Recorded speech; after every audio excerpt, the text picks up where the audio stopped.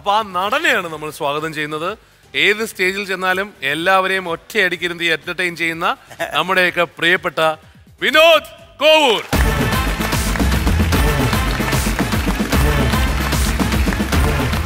ഈ one act play അതൊരു ഭയങ്കര മാസ്റ്റർ പീസ് ആണല്ലോ. പലപ്പോഴും എനിക്ക് തോന്നുന്നു എത്രയോ നാൾ മുമ്പ് റിയാലിറ്റി ഷോയിലും അന്ന് കണ്ടതാണ്. ഭയങ്കര വൈറലായി പോയിട്ടുണ്ട് അല്ലേ? ശരിക്കും ഞാൻ കേട്ടിട്ടുള്ളൊരു കാര്യം ചോദിച്ചിട്ടുള്ളതെന്ന് വെച്ചാൽ കണാരൻ എന്ന് പറയുന്ന കഥാപാത്രം ആദ്യമായി ഇൻട്രൊഡ്യൂസ് ചെയ്തത് താങ്കളാണ് അല്ലേ? 2008 അമൃത ടിവിയിലെ ഒരു സൂപ്പർ ഡ്യൂപ്പ് 2 എന്ന റിയാലിറ്റി ഷോയില് ഞാനാണ് കണാരൻ ചെയ്യുന്നത്. ഞാനും എൻ്റെ കൂട്ടുകാരായ നിർമ്മൽ പാലാഴി, ദേവരാജ്, ഞങ്ങൾ 3 പേരും കൂടിയാണ്. ഞാനാണ് അതിൻ്റെ സ്ക്രിപ്റ്റ്. നിർമ്മൽ പാലാഴിയും ദേവരാജൊക്കെ ചെയ്ത് ഞങ്ങളതൊരു കളർഫുൾ സംഭവമാക്കി. പിന്നെ അവിടെ ഞങ്ങൾ ഒരുപാട് സ്റ്റേജ് ഷോ ചെയ്തു. പിന്നെ അത് മഴവിൽ മനോരമയിൽ റിയാലിറ്റി ഷോ വന്നപ്പോൾ ഞാൻ അതിനകത്ത് പെർഫോം ചെയ്യാൻ വേണ്ടി നിന്നപ്പോഴേക്കും ഞാൻ മറിമായത്തിലുള്ള കാരണം എന്നോട് പെർഫോം ചെയ്യാൻ പറ്റില്ല എന്ന് പറഞ്ഞു. അപ്പം എൻ്റെ പകരം ഒരാളെ ഇറക്കണം. വേറൊരാളെ ഇറക്കേണ്ട ഒരു സ്ഥിതി വന്നപ്പം പകരം ആരുമില്ല. അപ്പോൾ ഈ ഹരീഷ് കണാർ എന്ന് പറഞ്ഞ ഇപ്പോഴത്തെ ആർട്ടിസ്റ്റ് അന്ന് ഞങ്ങളുടെ കൂടെ ട്രൂപ്പിലുണ്ടായിരുന്നതാണ്. പിന്നെ അദ്ദേഹം വേറെ ട്രൂപ്പിലേക്ക് പോയി. അപ്പോൾ അദ്ദേഹമായിരുന്നു എൻ്റെ കൂടെ ഉണ്ടായിരുന്ന എൻ്റെ ഐറ്റംസൊക്കെ കണ്ടുപിടിച്ച ഒരാളായിരുന്നു. അപ്പോൾ കൂട്ടുകാർ പറഞ്ഞു, വിനോട്ടാ നമുക്ക് ഹരീഷിനെ വിളിച്ചൂടെ എന്ന് ചോദിച്ചു. ഹരീഷ് വേറെ ട്രൂപ്പിലായിരുന്നു, ഞങ്ങളുടെ അടുത്തൊക്കെ തെറ്റിപ്പോയതായിരുന്നു. അങ്ങനെ ഹരീഷിനെ വിളിക്കുകയാണ്. ഹരീഷ് വന്നു, കണാരൻ ചെയ്യണു. ഹരീഷ് കണാരനായി. അതാണ് നമ്മുടെ ശരിക്കും പറഞ്ഞാല് പലപ്പോഴും ക്രിയേഷൻസ് ക്രിയേറ്ററിന്റെ കയ്യിൽ തന്നെ ആവണം നിർബന്ധമില്ല അല്ലേ? പലപ്പോഴും വേറെ ആൾക്കാർ എനിക്ക് സന്തോഷമുള്ളൂ. കാരണം ഭാഗ്യമാണ് ഒക്കെ. പിന്നെ ഞാനും നിർമ്മലും ദേവനും കൂടിയാണ് കാലൻ, കണാരൻ, ബാർബർ ഷോപ്പ്, പിന്നെ ഇങ്ങനെ ഒരുപാട് ഐറ്റംസ് ഉണ്ട്. കാക്ക, ഇതെല്ലാം ഞങ്ങൾ എല്ലാവരും 3 ആളും കൂടി എൻ്റെ വീട്ടിലിരുന്ന് ഉണ്ടാക്കിയ ഞങ്ങളുടെ ഒരു ജീവനാണ്.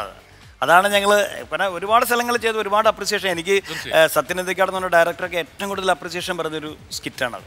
അല്ല, കോവൂരുണ്ടാക്കുന്നത് വിറ്റഴിക്കപ്പെടുന്നു, അതാണ് ഏറ്റവും വലിയത്.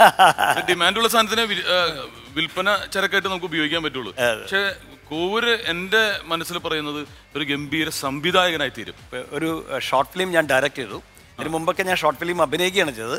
അതേ കാരണത്താൽ അന്ന് ഷോർട്ട് ഫിലിമിന് എനിക്ക് ഒരു ഇന്റർനാഷണൽ ബെസ്റ്റ് ആക്ടറിക്കൽ അവാർഡ് ഉണ്ടായിരുന്നു. ആ അവാർഡ് കിട്ടിയപ്പോൾ എൻ്റെ മമ്മക്ക് വിളിച്ച് ഒരുപാട് അപ്രീഷിയേറ്റ് ചെയ്തിരുന്നു. ആ സിനിമയെക്കുറിച്ചൊക്കെ ഒരുപാട് ചർച്ച ചെയ്തിരുന്നു.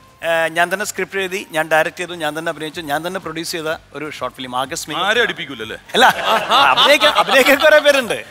ആകസ്മികം എന്നാണ് ചുരുങ്ങിയ ചെലവിലുണ്ടാക്കിയാൽ മതി. ആകസ്മികം എന്ന് പറഞ്ഞ സിനിമ 10 മിനിറ്റിൻ്റെ സിനിമയാണ്. അപ്പം ഞാനത് ഉണ്ടാക്കി കഴിഞ്ഞപ്പോൾ എനിക്കത് ആദ്യം മമ്മൂക്കയെ കാണിക്കണം എന്നൊരു ആഗ്രഹം ഉണ്ടായി. മമ്മൂക്കയെ തന്നെ കാണിച്ചു. നമ്മുടെ വിസ്മയ സ്റ്റുഡിയോയിലെ ബിഗ് സ്ക്രീനിലാണ് മമ്മൂക്ക അത് കണ്ടത്. മമ്മൂക്ക ആ സിനിമയെക്കുറിച്ച് ഒരു അരമണിക്കൂർ വാചാലമായിട്ട് സംസാരിച്ചു.